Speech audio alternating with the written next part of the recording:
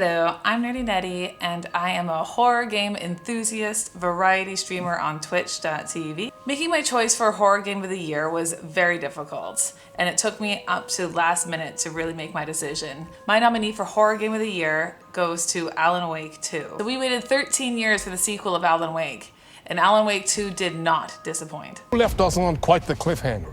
We've all been dying to know what "it's not a lake, it's an ocean" really means.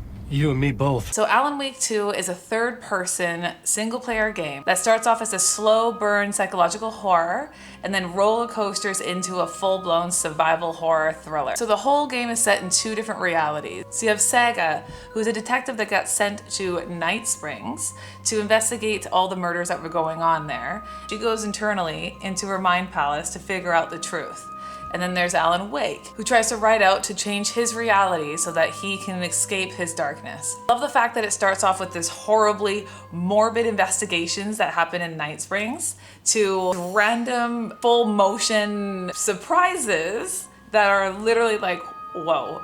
I never was expecting that, and they were amazing.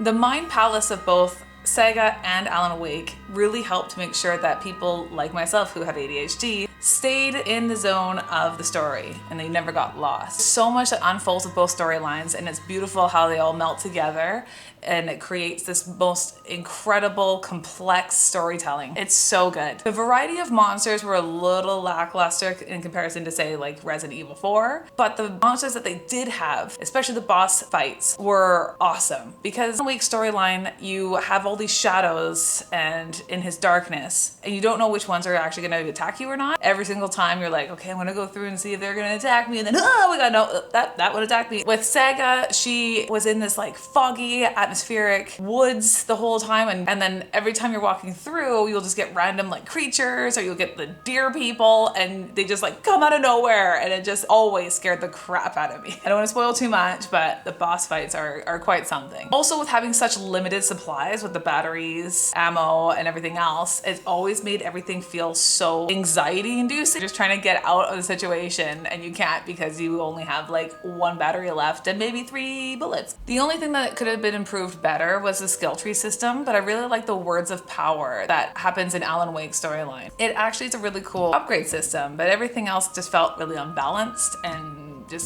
I just didn't really care for it too much. Alan Wake 2 was so vastly different from the first one, but they kept everything to feel the same way. And I love the fact that they always blend in all other Remedy games. So you always see like elements of Control or any sort of other little Easter eggs in there. It makes you want to actually start playing any of the other Remedy games too. I truly feel that Alan Wake 2 deserves Game of the Year just because they bring in so much different variety to AAA horror games that we haven't seen before. With the different blending of realities, the storytelling, going from animated to full motion, having such incredible actors, everything about it is just so well done. What I play horror games for is for the story and for the scare factor and for the immersive atmosphere. So thank you, Horror Game Awards, and I am excited to see who will take the title for Horror Game of the Year for 2023. He looks exactly like I always imagined Casey to be. It's uncanny.